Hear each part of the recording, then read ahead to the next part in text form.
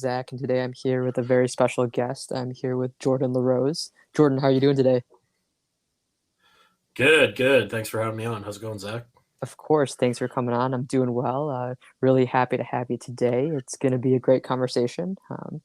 For those of you who might not know Jordan, Jordan is a fellow podcaster.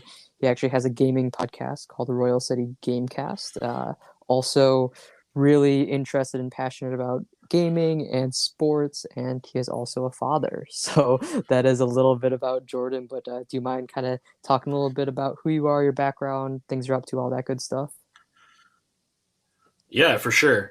So I'm from the Toronto, Ontario area. I grew up in a little town not too far outside of Guelph, Ontario, which is where I live now. I work still close to the city. I'm a operations manager for a international transportation company, and I have a lovely fiance and a 8 month old little girl that is just crawling around our house and going crazy, but wouldn't have it any other way. And that's kind of the Cole's notes on me. But yeah, I mean, my passions outside of my job is really just a gaming, trying different things. Podcasting is something I got into probably about 3 months ago. Really just kind of engaging with the podcasting gaming scene Yeah. of things. There's so many different gaming podcasts out there. And that's just kind of how I got involved with that.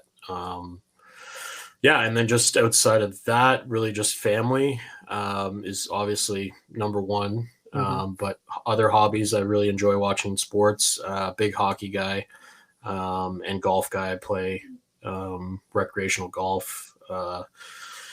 In the town I live in at a club, I usually get out around 50 to 60 times a year Wow. playing golf in the summer times. And then in the winter time, I'll usually play beer league hockey when we're not in crazy COVID times. Right. But yeah, I mean, those are some of the things I like to do.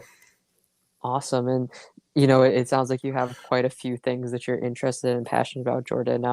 Whether it's sports or gaming, have those been things that you've always been passionate about, or are those like more recent passions you've discovered?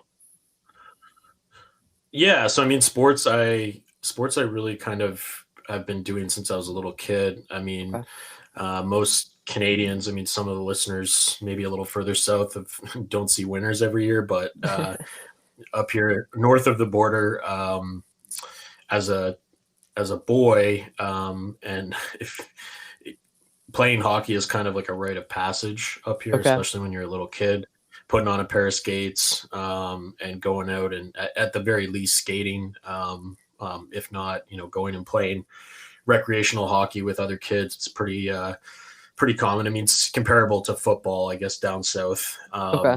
So I've been playing hockey since I was a little kid, and just kind of going through the motions with that. I never was really any good per se. I played, I played rep for a couple years, which is like the I don't know how that would compare to down south, but it's the higher rank, not the highest rank. I played that for like a year. Okay. Um, Other than that, I just played recreational, what they call house league. Yep. Um, and I've still been playing today here and there, beer league. We go out with the guys, once a Right. week, and we have a couple beers and we play. So I've been doing that since I was a little kid. I played a lot of soccer when I was younger, so I started playing that when I was around 4 or 5, and right up until um, right up until I was probably about 16 or 17. So sports has always been a big kind of important piece of my life. It's been something that I was able to bond with my dad a lot.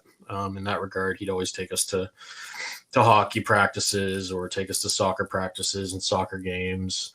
And playing sports really just kind of led into having a passion for watching sports. And um, those sports really kind of lead into being a fan of other things too, right? So become a Hmm. fan of, watching football, or you become a fan of golf. I mean, a lot of hockey players are actually really incredible golfers, because that sport really translates well to golf. So yeah, I mean, from the sports side of things, I've always been super passionate. I'm a Leafs fan.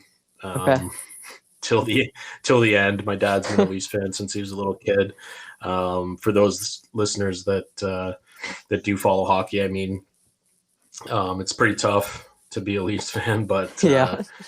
but do or die. Definitely a Leafs fan. Love watching baseball. I mean, baseball I know is big in the U.S., but Yeah. big Jays fan. So try to get down to Jays games, and I used to get a bunch of tickets to Leafs games a lot more frequently than I do now. But and also time. I mean, having a little baby girl at home Hmm. and family and work and trying to balance all that, I can't just drop everything and run down to a Leafs game. So those things get trickier. But yeah, I mean, I watch every single Leaf game every single night, and super passionate about that for sure. That's awesome. Yeah, I personally, like, I grew up with sports too, playing sports, watching sports, and as I've gotten older, don't necessarily play them as much as I used to as a kid, but definitely still love watching them. And I don't know, there's just something about just being able to, end of the day, throw on a game, or even like if I have to work on something, just putting a game on the background and just kind of like being able to look up and see like, a play or so, or hear what's going on. I don't know, it's almost like therapeutic in a sense to me, just having like that sports kind of connection in games to watch and listen to. Yeah, for sure. And I mean, just following along, and I mean, there's a community of people that I live around here. We're Hmm. all Leafs fans, so it's Yeah. talking about the losses, talking about the wins, Right. talking about where the team's going to go. I mean, for me, one of my really big passions as it relates to hockey is just following along with I guess what they would call armchair GM essentially, and salary caps, and Yeah. um, looking at player salaries and how general managers put together a roster, and how the roster composition is put together, and it's so Hmm. tricky for those that don't know down south. But and I keep saying that, but a lot of people hockey's not exactly followed very much down south. But Right. there's a salary cap, and I mean it's also similar to other leagues, but you can only spend a certain amount of money. These GMs have to juggle in and out of salary caps. Obviously, the richer teams can spend Hmm. to no end. So teams like the Maple Leafs, prior to the salary cap era, would literally just throw money at players to essentially play for them, and that in part was part of the problem Yeah.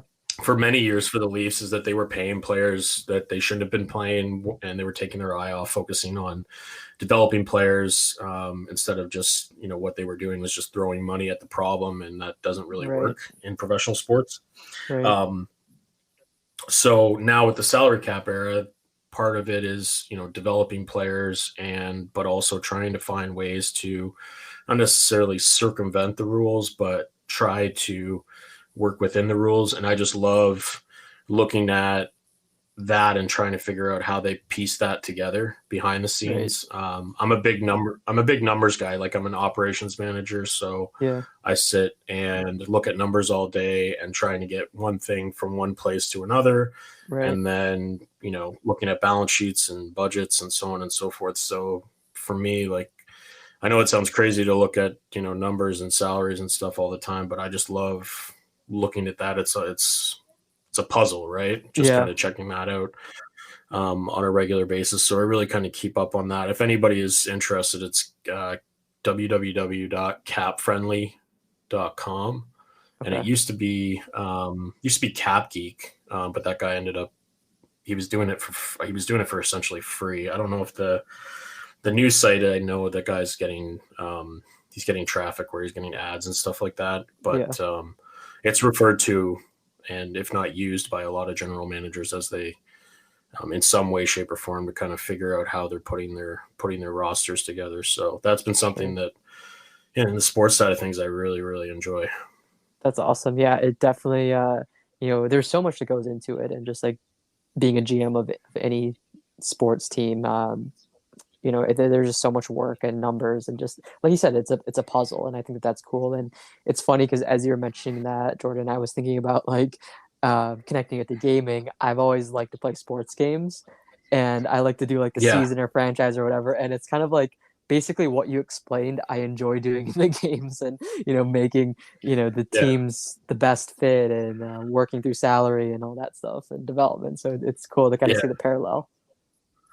Like Football Manager, I guess would be the soccer parallel Yeah. to the game. But yeah, I mean that's kind of how I grew up gaming, is really just sports games. So like your Okay. EA games, like the NHL games, Madden games. Like I played all the sports games. I don't play them quite as much anymore. I still play the hockey games and stuff. But yeah, I mean like moving pieces in and out of the rosters, trying to make Hmm. salaries work and stuff. It's that's something that's always been fun to me for sure. Definitely. So I have to ask, since you're the hockey expert, and I'm a casual hockey fan. I'm from Michigan, so growing up, we had the Red Wings, super fun team to follow. Yeah. Now, little tougher the past few years to follow, but casual fan. I enjoy the sport, respect the sport, but not too knowledgeable on it. So I'm curious with like, I feel like within the last, I don't know, maybe 5 years or so, I've seen more like new teams, like expansion teams coming up. There's what, like the Yeah. Krakens now. There was the Vegas team, and wasn't there a Canadian team too? Like the Jet Jets. Yes. So they had the Jets, yeah, but they Okay. were they were not technically an expansion. So there was the Atlanta Thrashers, Okay. and they moved from Atlanta to Winnipeg. Okay. Okay. Technically, they didn't move. They didn't technically move back to Winnipeg. They were just taken to Winnipeg Okay. because Winnipeg had left decades ago and went to, where did they go? I want to say they went to, I can't even recall. But yeah, I mean, expansion wise, you've had the Seattle Kraken, and then prior to Yeah. that, you had the Las Vegas Knights. So that was the most recent one. And then prior to that, I'm trying to think of who was even there. I mean, there was the Columbus Blue Jackets. That was another one that came Okay. in. In Canada, there hasn't been an expansion team since, want to say, the Vancouver Canucks. Trying to Okay. think, because there's Calgary Flames, Oilers, there's the Winnipeg Jets, the Leafs, and the Montreal Canadiens and the Senators. So yeah, the Ottawa Senators actually might be actually the most recent Canadian team, because I think Okay. Vancouver came before them. But there's been a ton Gotcha. of teams in the U.S. as well, like Carolina Hurricanes are Okay. new. Really? Okay. Yeah, there's over 32 teams in the league now. Um, Adding Seattle brings the count to 32. Okay. I wouldn't be able to name all of them, but yeah, I mean Sure. there's been lots of different teams added over even just the last 2 decades. Yeah. The number of teams in the league has gone up significantly, because there for it not being the biggest sport in the U.S. I mean, Hmm. you're in Michigan, right? So Yep. it's the Red Wings. The fact that you have weather that kind of corresponds with the sport that's being played on the ice is kind of a big deal too. Like you're actually able Yeah. to play it without having to have maybe a proper rink. Right. Kind of makes it kind of goes a long way. But there's been a big expansion into markets where hockey isn't really commonly played. So places like Tampa Bay Yeah. North Florida, well, not North Florida, but Sunrise, Florida, which is just north of Miami, which is Hmm. the Florida Panthers. Carolina Hurricanes is another one. Doesn't get a lot of snow. Right. Um, Teams like that, there's been big growth in the game. Arizona Coyotes is another one that comes to mind, formerly the Okay. Phoenix Coyotes. But those are all places that really, you wouldn't consider those to be hockey. Right. Places where you would play hockey, right? But a lot of those NHL teams have really developed. They've developed NHL players. Like you take, for Yeah. example, the Arizona Coyotes, right? The Arizona Coyotes.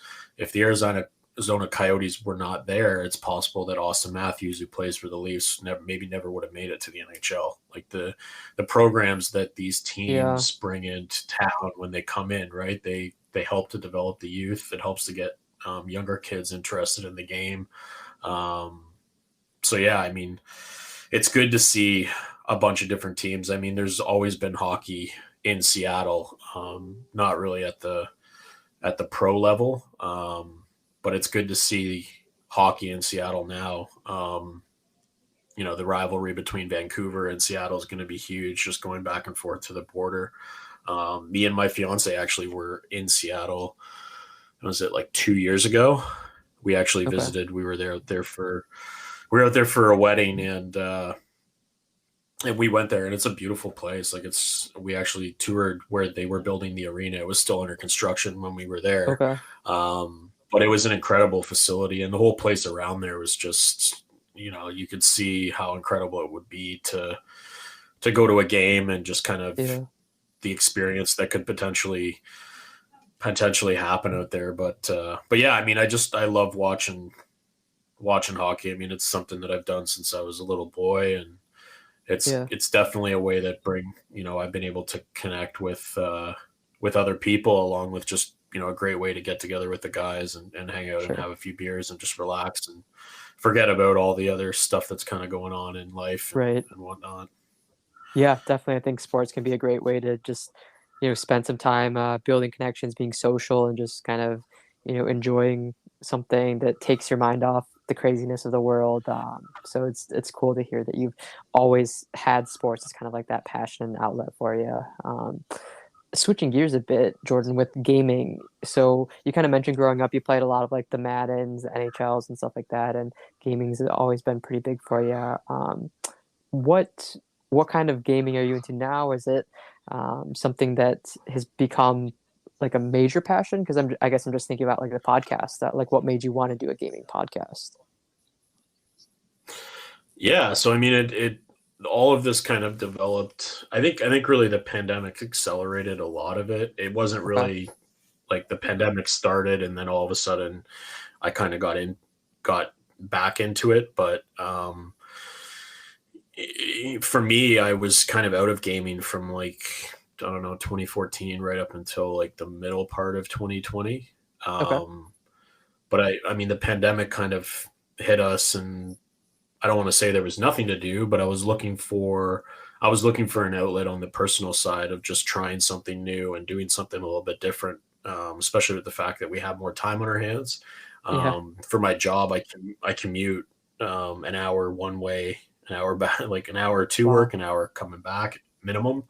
So now that I do the majority of my work at home, at least for the foreseeable future, and I've been doing that now for 2 years. I mean, you do the math on that on a weekly Yeah. basis, that gives you quite an amount of time of your life back on a yearly basis that you didn't have before. So I kind of, on top of putting, a good amount of that time into family and having a child and whatnot, I really just wanted to get back into something that I really kind of fell in love with doing in my teens and my early 20s, and that was just playing games. So now, with a little bit more disposable income available to me than maybe I did have, 6, 7 years ago, I just decided to build a gaming PC. That's kind of Okay. where it all started. So I put a PC. I actually went and like pieced together an entire PC, having no idea how to put it all together. But I had a friend of ours that he works in IT, and he's built like hundreds of different PCs. So I just said, hey, like I bought all these computer parts. I was going to try to put it all together myself, but I figured you maybe could help me. And Yeah. he just laughed, and he's like, yeah, no problem. Come on over. So we went over to their place one night for dinner, and then afterwards we put this PC together, and I brought it home the next day, and I just hooked it up to the TV and just jumped into Xbox and essentially just started playing some of the games that I hadn't played in years, and Yeah. some of the new stuff that was out there. So I did that for a little while, and then I kind of got thinking, it would be kind of cool if I got back into like console gaming. So I was like, all right, well, there's a new like generation coming along. Maybe I'll like see if I can get a pre-order on a new console. Um, and for, listeners that are into gaming, they're probably very much aware that it's like getting computers, getting consoles. Yeah. It's crazy. Like getting a lot Yeah. of different things that people want right now is really, really tricky. Right. So yeah, I was one of the lucky ones. I was able to get a launch day Xbox Series X, and then from there, the rest is kind of history. I dove right in head first and just got back. I don't want to call it an addiction, but it's definitely now it's a next level hobby for Okay. me. So it's yeah, I've just gotten really passionate about that, and I mean, it was never the intention of getting into doing podcasting and all that. It's never anything that crossed my mind. It's not something that I even thought about in my 20s or in my teens. I really just wanted to get back into gaming in a meaningful way. Um, so I just started playing different games. I mean, I picked up FIFA, I picked up the NHL games. I was really, really big into Call of Duty when I was in my 20s. Yeah. So I picked up a couple of those, got into that. And then I also, during this process, I mean, kind of back to what I was saying at the beginning, is I really wanted to and try something that new that I had never done before. And part of that was building a PC, but also trying games that I had never really given a chance. So, I mean, most of what I played when I was younger was shooters and um, sports games, essentially, right? Right. But I never really got into action adventure games or RPG games. So, like, all of a sudden I'm diving into Assassin's Creed Valhalla, which is like it's hundreds of hours if you want Yeah. to into a game like that. So, like, next thing you know, I'm picking that up and I'm just, I'm in love, right? Like I'm Right. finding something that I've never experienced before in life, right? And so yeah, that's for me, like the last year and a half has really just been getting back into that world and discovering different things that I've never done before. And um, that's something that I really was trying to do. I was trying to create a meaningful purpose in what I wanted to do with this Yeah. pandemic. I mean, there's so much bad stuff that's going on around us on a day-to-day basis, and trying to distract myself from all the noise is kind of what gaming is for me, I would say. I love that. I think that it's really true, and not to I don't know, not to turn this into a conversation about the pandemic, and it's obviously affected us all, For but sure. finding Yeah. the ways, like you said, to kind of almost tune it out or just forget about it for a bit, whether it's you love to cook, so you really dove into cooking through the pandemic, or gaming for you, and honestly for me too in the pandemic. Like there's just a lot of things that you can do, and I think for me personally, like I find myself, like if I do nothing and just think about how crazy the world is right now, like I just get anxious, or I get really sad, or I get, you know what I mean? Like it's just like thinking about those things. So finding things that you can find passion in and meaningful time with, like I think that that makes a huge difference during like these kind of times. Well, for sure too. And I think too, when you're going through difficult periods of your life too, right? I think Yeah. that one of the ways to try to find a way to not necessarily find a way out, but try to find a meaningful purpose in your life is to try to Hmm. find different ways to um, get passionate about something. So, I mean, Yeah. gaming is what I'm doing right now. But I mean, I'm trying to even go back now. I want to say it's like 4 years ago now.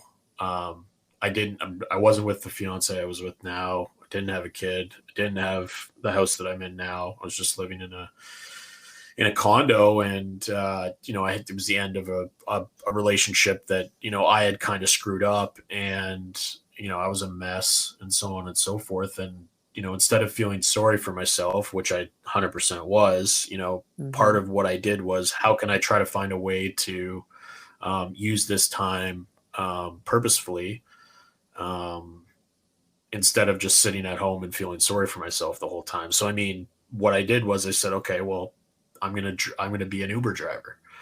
So I Yeah. literally signed up for Uber. I had the car and everything. I got all lined up, everything like that. And I was out on the road 20 to 25 hours a week, just driving people. I was interacting with people. I mean, sometimes you'd have people that would get in the car and they would say nothing, right? And Yeah. then other times you would have people that would get in the car and all they would want to talk about is different things that were going on in their life, or talk about, something that was going on in the world at that particular moment in time, or just talking about something random, talking about their families, or Yeah. um, just a lot of really unique interactions with different people is kind of what I took away from that. And um, it was not a great period of my life, but when I look back on it, I like that is one of the best decisions I think I've made in the last like 10 to 15 Yeah. years of my life, is just going outside of my comfort zone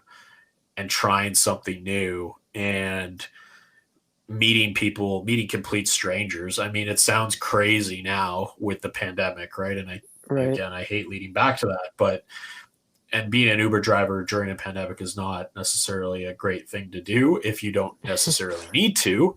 Right. From a I have a very stable day job. I don't necessarily need the income, but for Right. me, it was never about the additional income. It was all about the the experience and the interaction with Yeah. other people, um, and trying to find an outlet and using the time wisely instead of just sitting there and feeling sorry for myself. So, I mean, that just kind of speaks to just trying to find a way to be passionate about something. And, that can make all the difference, especially in your outlook in life for sure.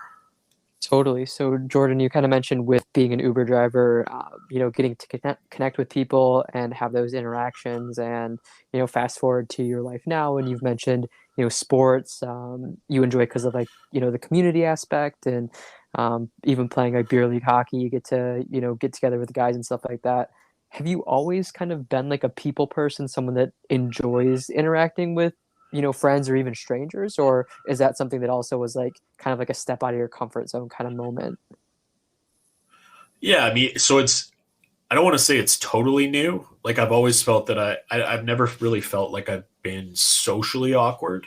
I've Okay. always felt like I've been able to really kind of interact with people, but Hmm. I also am not. I definitely wouldn't call myself an extrovert. Okay. I would find myself probably right in the middle of a Venn diagram of introvert to extrovert. I Sure. definitely very much am a homebody. I very much like to be in my home.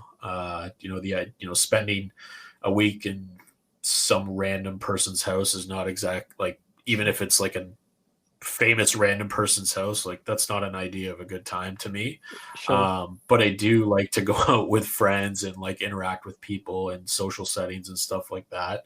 But yeah, I mean, I think really the purpose of what I was kind of doing there was I need to take myself out of my comfort zone, because being in my comfort zone right now is not helping me. Right. Right. So I think that kind of is along the same lines of what I'm doing with gaming, what I'm doing on this podcast right now, right? Like, this Yeah. makes me, I don't know, want to say feel uncomfortable, but it's something that, it's not easy to get behind a mic and just start talking about yourself, or talking with Yeah. somebody that don't really have a lot of rapport with. And it's doing stuff like that kind of makes me better on a day-to-day basis. It gives me the drive to do what I'm doing, not only in my personal life, but in my work life, and so on and so forth. Yeah. No, that's awesome. And I too am a big believer in stepping out of your comfort zone, and I know that that can be a lot easier, said than done. And I've definitely experienced moments where I'm like, no, I'm just comfortable with whatever's going on. Like I don't want to do it, or it's maybe too daunting, or too much work or whatever. But I think that once we can step out of our comfort zones, that's when we can truly grow and learn new things and learn about ourselves too. So definitely to anyone listening, I think we can both encourage you to step out of your comfort zone, even if it is scary initially. I think you'll find a lot of value from doing so. Well, and I think too, it really gives you the ability to be your authentic self too, right? And I Yeah. think I think in your late teens, your mid teens to late teens to early 20s to mid 20s, Hmm. that's like a period where you're really trying to find yourself. You Yeah. really don't know, have any idea what you're doing or where you're Yeah. going. And you're trying, a lot of the time during that period, you're really just following. Yeah. You're not, in my opinion. Yeah. So I think, for me, like the message I would say is exactly what you just said, right? Like try something new, get out of your comfort zone. You might fall flat on your face. It might be absolutely terrible or frightening, right? But you never know. It could be, like I said, it could be the greatest decision of your life, and it could lead to something ground, groundbreaking, Yeah. that could change things forever. So for me, it definitely has, and who knows what the future has to hold. Definitely. And I will be the first to admit, just for reference, anyone listening, I'm 25 right now, so right in the middle of the 20s, and I don't know what I'm doing. I have no Yeah, idea what I'm doing with life or where I'm going, and it is that's kind of like, totally that's totally fine though too. yeah, and I think that Like that's a good point. totally fine. I think that whether it's the pressure that we put on ourselves or maybe from friends or family or society, like we think that we have to have everything figured out, especially if you do go to college or university. Like when you finish that, you should know exactly what you want to do. But for most people that go high school, the college or university, you graduate maybe like 20, 21, 22, 23. That's super young to know what you're going to do for the rest of your life. So like Jordan just said, like it's fine to not know. And like I think that for me, like I've had to embrace that. Like I don't know what I'm going to do 5 years from now or 10 years from now, but that's okay. And I think like just trying as many different things right now while I can, and while maybe I don't have all the responsibilities of like a family that I'm the caregiver for per se. Um, this is the time to really kind of experiment and see what your interests or passions are. For sure. And I mean, the biggest advice I would give is, um, try to commit to something and not just pick it up and leave it, right? Like, Yeah, give it a couple years and try something, right? Like, that's the biggest thing that I see right now, because a lot of what I do on a day-to-day basis as an operations manager, I'm training, like my team is about 7 people. I okay, see a lot of people in their early 20s. Those are the people I'm interacting with on a day-to-day basis. I train young people who either move up in the company that I work at, or they move on to other companies and do great things. Um, a lot of them, I don't want to use them, but yeah, people in and around that age, yeah, there is, and I'm guilty myself when I was in my early 20s. There's this perception that after, like, 6 months to a year, everything's just supposed to magically kind of fall into place, and that's not really kind of how life works, right? Like, right, you might find after 6 months to a year that nothing has happened. It might take another year, it could take 5 years, you don't know, right? But th- there's a fine line between doing something for too long and then you're kind of in a particular situation, and then not giving any effort into something at all, right? Like, yeah, give something time to see if it is a fit for you, because giving it only 6 months to a year is not necessarily enough time to know whether or not it's going to work or not, right? So, sure, um, that's something I've had to definitely learn the hard way, is not necessarily to pick things up and put them down immediately. Give it time, and patience is something you learn as you go along too. That's, like you said, you were 25, right? Like when I was yep, 25, I had yet to even have like my first serious relationship and fall in love, and next thing you know, I'm 30 years old. I'm living alone, and wondering what the future of my life is. So everything can change really, really fast, right? I'm 33 now, and my entire life is completely changed. I'm getting married next year. I've got an 8-month old child. We have a lovely home. So life can yeah. change so quickly, right? It's just, you just got to keep going. Yeah, it's crazy how quickly life can change, and I think one of the things that I realize as I've gotten older, and Jordan, I'm sure you probably could think of the same kind of examples in your life. It's like when you're younger and things happen that maybe don't go your way, or maybe a bad thing happens, it feels like it's the end of the world. And you're like, oh my God, my life is over. Like, my middle school crush broke up with me, my high school, sweetheart, the relationship ended, or I got cut from the sports team. You feel like it's like the end of your life, but really as you get older, you kind of see like, it's fine. Like it's kind of like almost insignificant in the end of in the grand scheme. So it's kind of like, with life, there's going to be hopefully a lot of good things that happen in all of our lives, but there's also going to be some low moments or some tough moments. But kind of like you're saying, you just got to keep going and not let those get you down, and just know that like what might seem huge today, it might not seem that big of a deal in a couple of days or a week or months or years. So just kind of keep going and just trust that things are going to work out one way or another in the end. Yeah, well, and I mean, it's all like, and you learn this as you get older for sure. And I mean, I hate to Hmm. keep saying that because the 20 something person that's listening to this podcast is like, you have no idea what you're talking about. It's like, I hate I hate kind of preaching like that, but it's so true. I mean, you are going to have so many negative experiences in life, and I mean, I Yeah, hate I hate to even say that, but it's those negative experiences that really help you to appreciate when things start going your way and things yeah, start clicking, because from a health perspective and a personal perspective, the majority of my early 20s up until the point when I was 25, it was a dumpster fire. Like it was, a lot of really, really difficult days, trying to deal with the health issues I had going on, trying to, work through the beginning of my career and building that up so that I could start being financially independent. All of those things are building blocks to your future, right? And not every single time that you're doing something is it going to go right. Like I had so many different times where, I thought I was moving up in my job, and next thing you know, I'm waiting another 3 years before something ends up kind of happening. But then we fast forward to today, and I'm managing a team of 7 people. I've been at the company with for 13 years. I have I own my house. I have a beautiful fiance and a baby girl. hmm, And if you had came and asked me that in my early 20s, you would have thought I was crazy to think that that would have happened, right? So right. it is all about perspective and trying to get that mindset that things are definitely going to turn and get better, And if you do the right Yeah, things and you keep going, keep trying, generally good things will happen.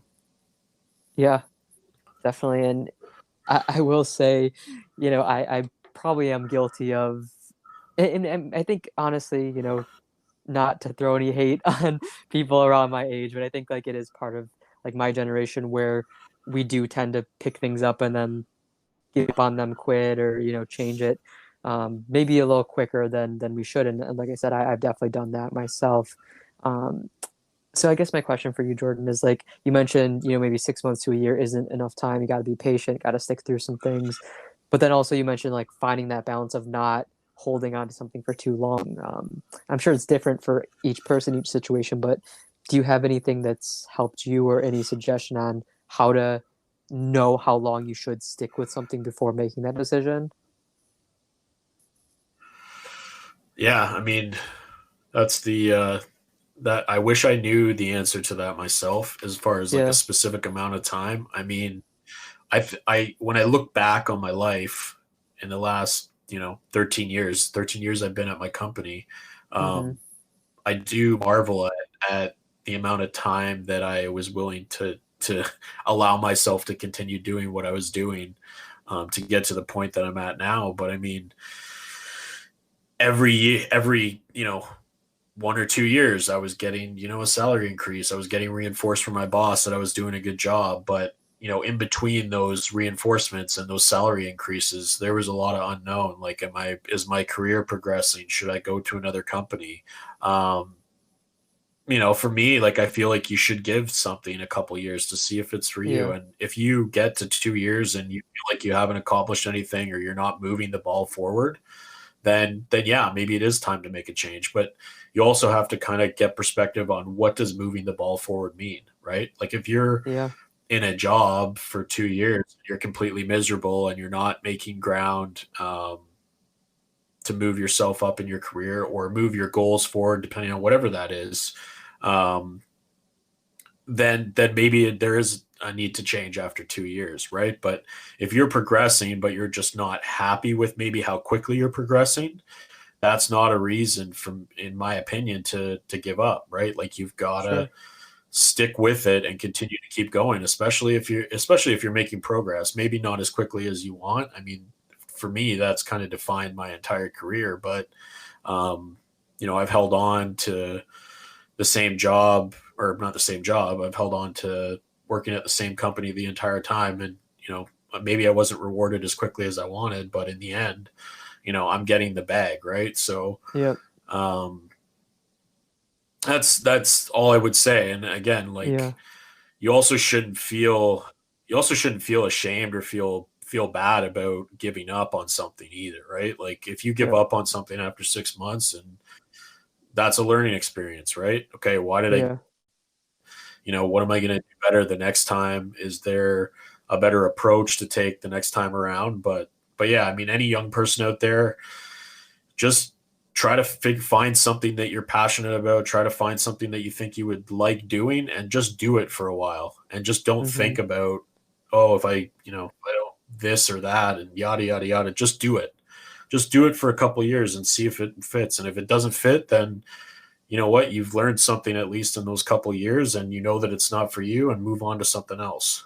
But the amount of people I see come in and just leave, or give up on something in such a short period of time, that for me is one of the most, like, it is something that is really disheartening and hard to watch, Yeah. because a lot of the younger generation is there's so much talent there, and whatnot, and I just feel like that's a piece that's missing. Now, in saying that, that's not like something that's specific to people that are, I don't even know what gen that is. Is it Gen X? I don't even know what gen, but people that are in their early 20s right now.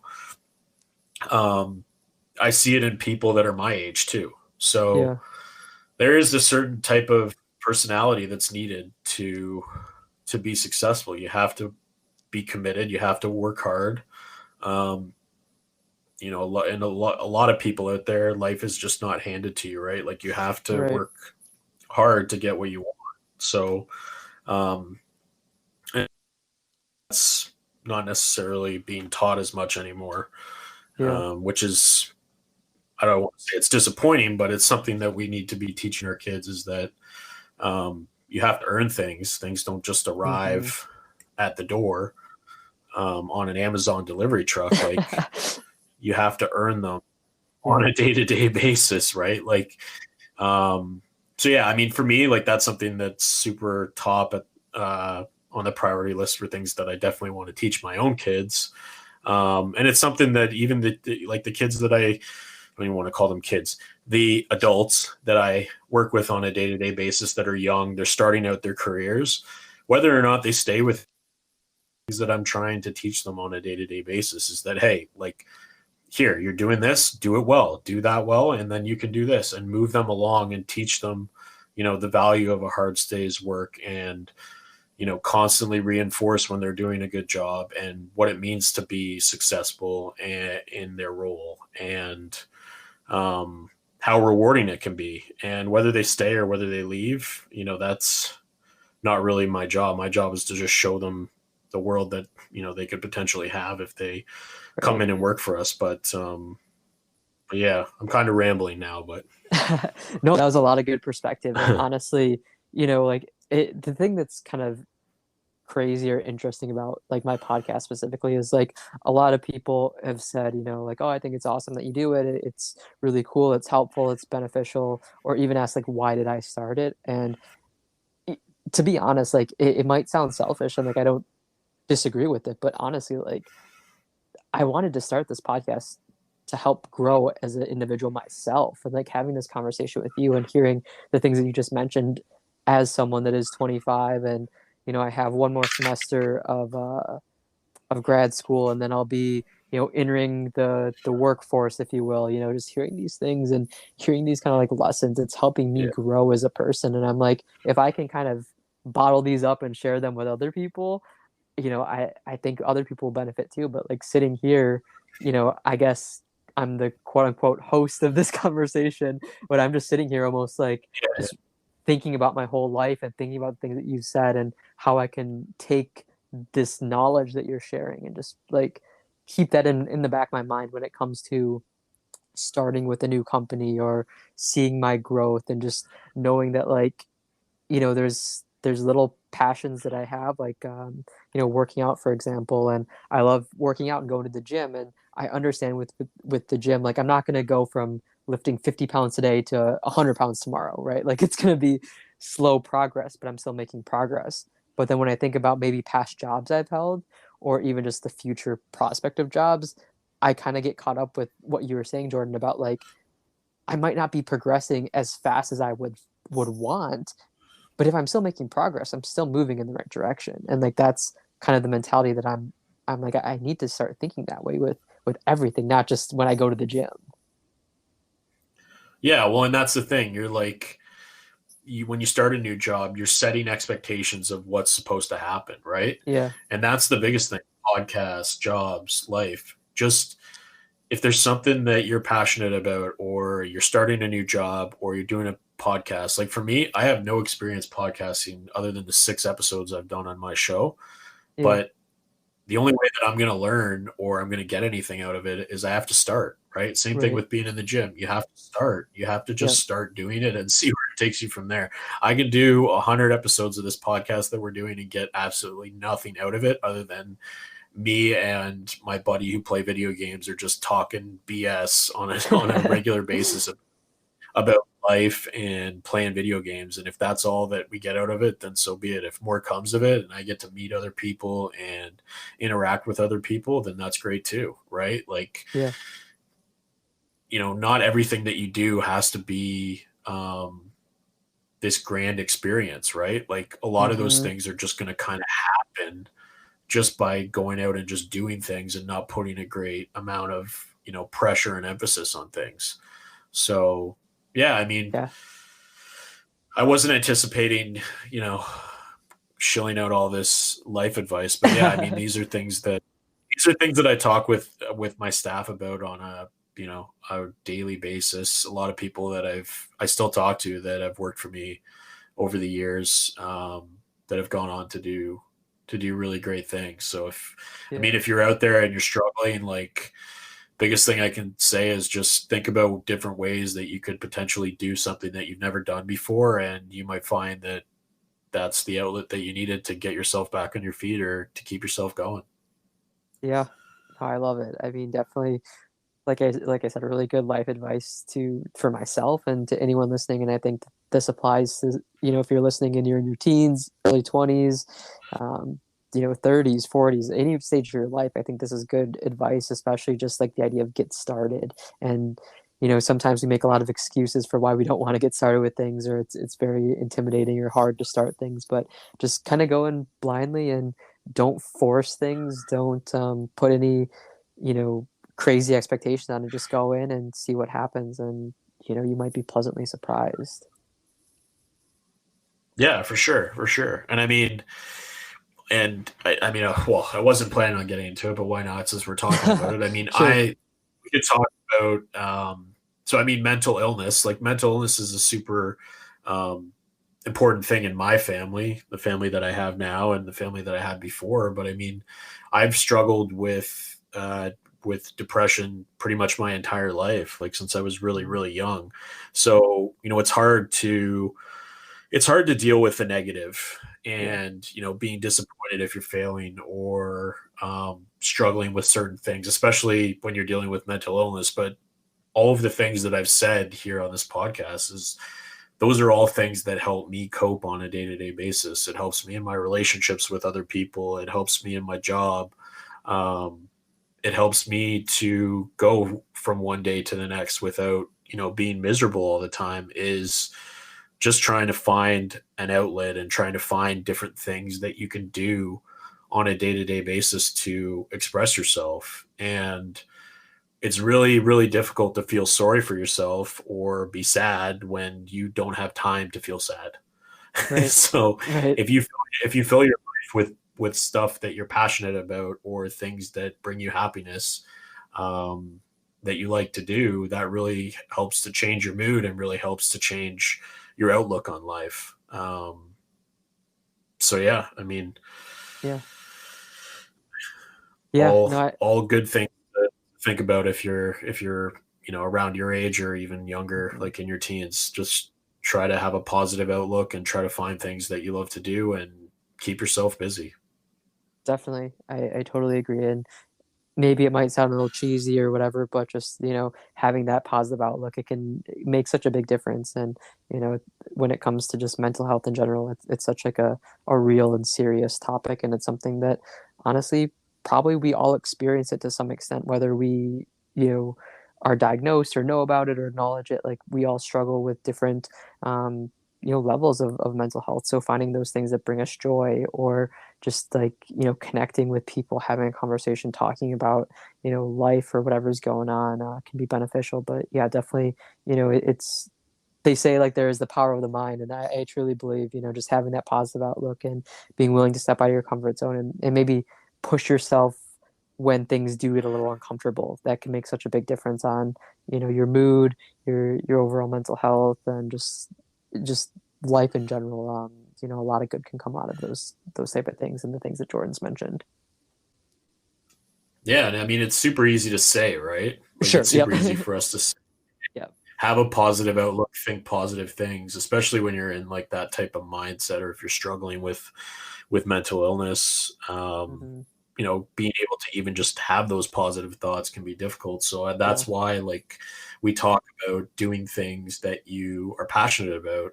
Hmm. Those are things that can really start to get you thinking positively again, right? Yep. Or just thinking more positively than maybe you are, even if it's just one thing, right? Like maybe Yep. working out makes you feel good, right? Like I know it makes me feel good. Like so I make a Hmm. point, like, it does make it challenging for our family life because usually when I want to work out is the time when my fiance needs me with the toddler, Yeah. but it's super important thing to my mental health and making sure that I'm able to be there for her and for the baby on a day-to-day basis. So I make that time, right? And Yeah. then we find ways to work our schedule around, right? So Yep. um, yeah, just find, even if it's just one thing, start with one thing leads to two things, and next thing you know, you're on your way. Exactly. I couldn't have said it better myself. Awesome. So, Jordan, as we're kind of wrapping things up, I mean, to be honest, I think we took the conversation. It's been a great conversation, but definitely probably in a different direction than I anticipated going into it. Maybe not as much Yeah. on like the gaming or your podcast and stuff. So definitely want to touch on that a little bit while we kind of wrap things up to come to an end. But you kind of mentioned some games that you've grew up playing, Call of Duties, sports games, and you mentioned Assassin's Creed recently. Do you have like a top game that you played like the last year that you're currently playing that is just like anyone that games needs to go check it out?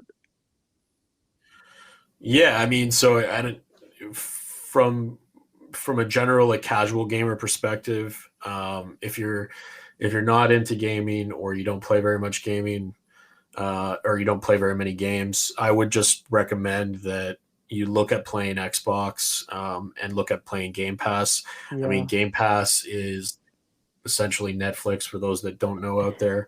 But it gives you access to like hundreds of different games. And there's two big ones on there that have literally blown the doors off of my year in gaming, and that's Forza Horizon 5 and Halo Infinite. Both of Okay. those games put significant amounts of time into, like almost 100 hours in each game. They're just incredible games, and all you have to do Yeah. is sign up essentially for Game Pass and you get both of them. They were available on day one. They've been out for a couple months now, but both of them are just incredible. So I mean, if you are looking to try something new, looking to get passionate or try a new hobby, and get into gaming, look at getting some form of Xbox, whether it's the older generation or the newer generation and get Game Pass and give some of those games a try, because I fell in love with them. That's awesome. Yeah, definitely some really good suggestions there. I personally, well, I haven't played the new Forza yet. I played 4 quite a bit, so definitely enjoyed that one. Hoping to get to 5 soon, and then I've done a little of the multiplayer for Halo Infinite, but haven't gotten to like the campaign or anything. But for phenomenal things about both those, so those are two that I definitely have to check out. And it's kind of funny because it kind of reminds me to the rest of the conversation we've had, Jordan, so far about just like stepping on your comfort zone, trying new things. I'm a big believer in Game Pass. I love Game Pass. And it's made me try new games, kind of like you said with your gaming journey, of maybe games that we didn't Totally. play growing up, or just games that like we didn't think we would, enjoy. It's just like, well, it's there, so might as well give it a try. And for me, like the big one that I've stumbled across has been the Yakuza series. Okay, Are you nice. are That's you awesome. familiar with the series, Yeah. any? Yeah, I'm definitely familiar with the series. Okay. It's definitely not my cup of tea, but I mean, it has an incredible following. I mean, people Yeah. love those games, and they're all right there on Game Pass for you to try. So, I mean, like you said, right? I tried Assassin's Creed Valhalla. Never touched a Yep. game like that before. Fell in love, right? Like that is the greatness of Game Pass, is that there Yeah. is no commitment. There's no $70 ticket. You bring the game home, you put it in. Oh my God, this game sucks. Right. Why did I buy it? Because then, Yeah. that experience that you had with that particular game, it's now, oh, I'm never going to go and buy a game that's like that ever again, because I don't want to end up having an experience like that. Right. Whereas Yeah. now you go to Game Pass, look at it, and you tried Yakuza and you played it for an hour or two, but you didn't like it. Okay, whatever. Throw it back on the pile. So now you're going to go back in and you're going to try something maybe that's in the same vein, but it's a little bit different. Maybe that one fits. Right. And then all of a sudden, wow, you're addicted. Right. So Yep. that is the power of, a Netflix subscription like that, is it gives Yeah. discoverability to games that people have never tried before. Hmm. Um, and the more people that subscribe, the more value they're able to add to this particular service. And it's just, you're Right. seeing the value starting through in this particular product. But yeah, that's great to hear, man, to be completely honest with Yeah. you, because I'm seeing out in the community is people are talking about the fact that they're playing things that they would never have even considered looking at in the past. Exactly.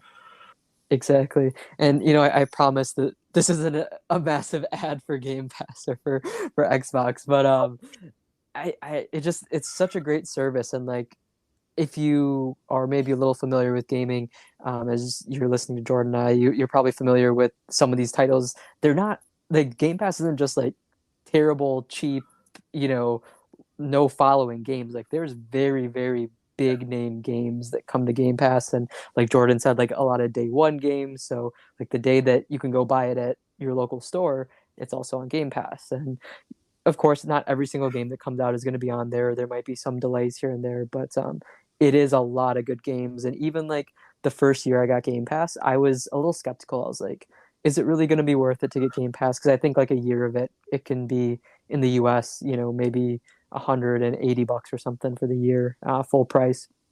And I was a little skeptical, Yeah. but for that first year, and honestly, it was only for like a month or so. I was like, I'm gonna keep a total of every game that I play from Game Pass. I'm gonna write down how much it would cost for me to buy it, because I want to make sure that by the end of 12 months, I'm getting at least $180 worth of value.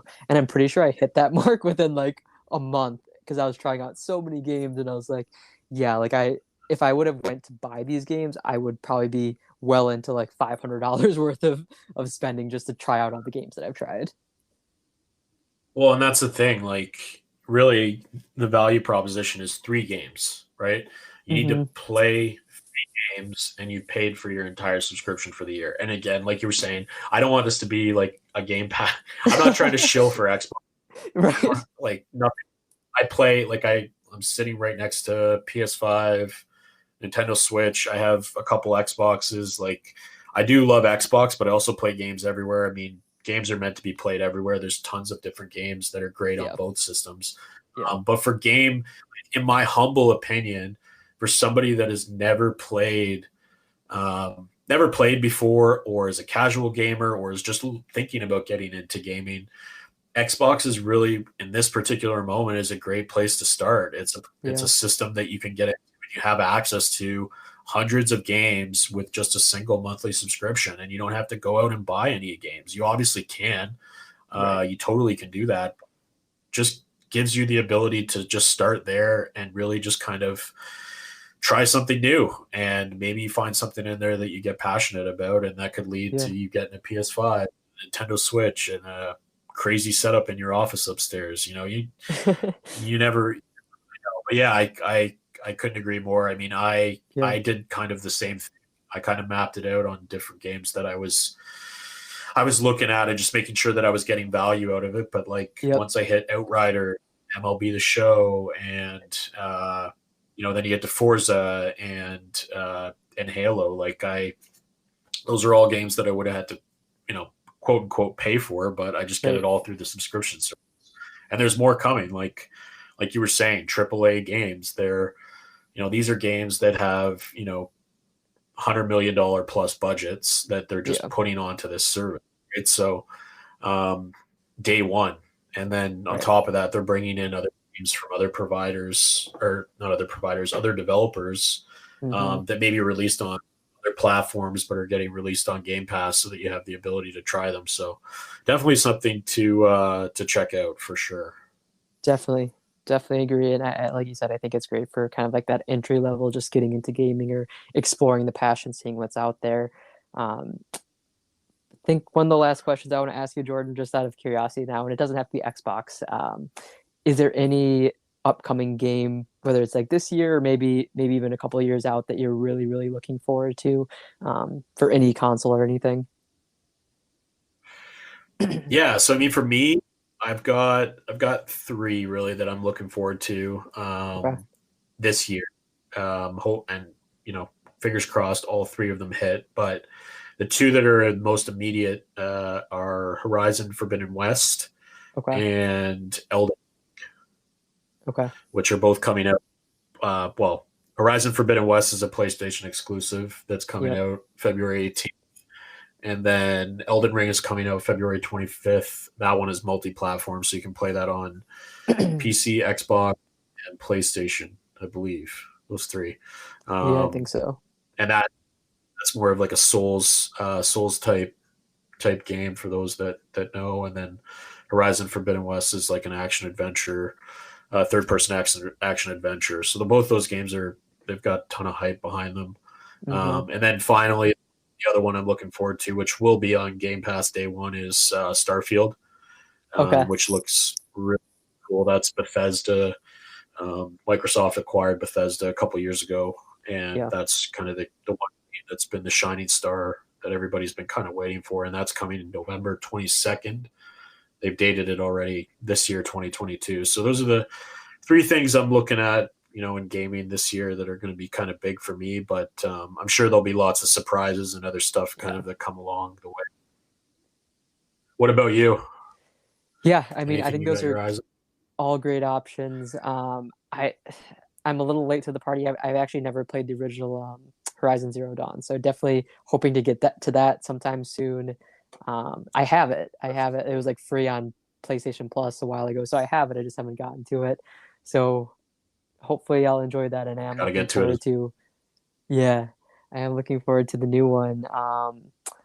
So that's one, and then I would say other games I'm looking forward to.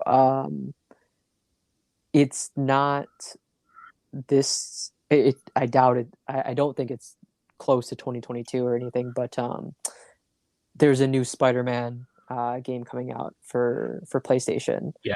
that Yeah. looks really good, and I loved Insomniac. the Insomniac games. I loved the first one for the PS4, and then I really love Miles Morales, so that one's one that I'm really looking forward to. In that same vein, the Wolverine game that Insomniac is coming Oh, out with probably in a couple of years.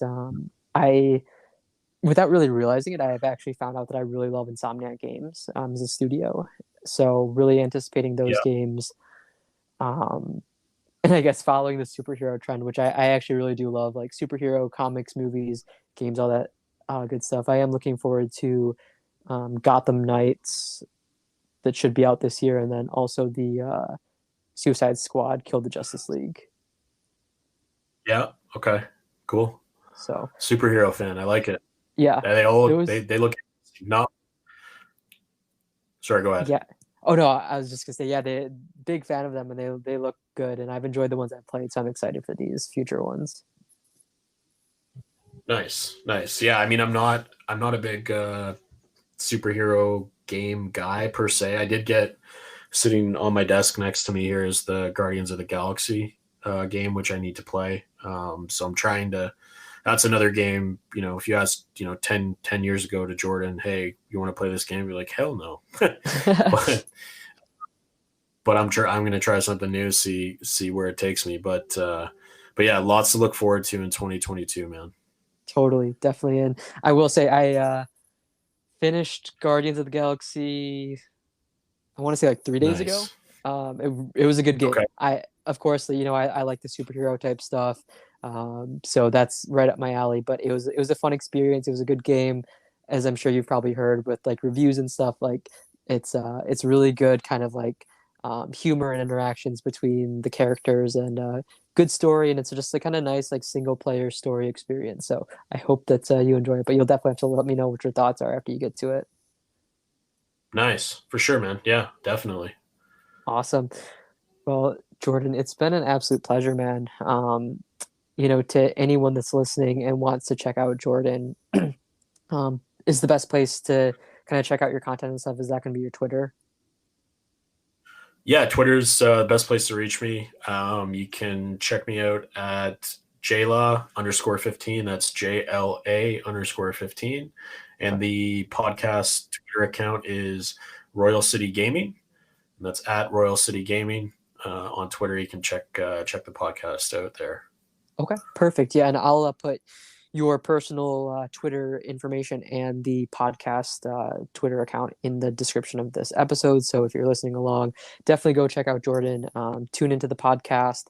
Check out his personal account too. A lot of great content about gaming, and just a great person to converse with. So if anything that we talked about really resonated with you, or you want to talk about the big upcoming games, I'm sure if you tweet at Jordan or shoot him a message or something, he'd be more than happy to talk and chat it up, and share kind of with the passions and everything. So definitely check out Jordan. It's been a pleasure having you. Like I said, a lot of value came out of this conversation for me personally, and I'm excited to hear kind of the future of everything on your end. So with the podcast, I'm excited to hear how that continues to go for you on that journey, and of course super excited for the wedding coming up for you. So congratulations on that. And I think you have a lot of good stuff to look forward to, man.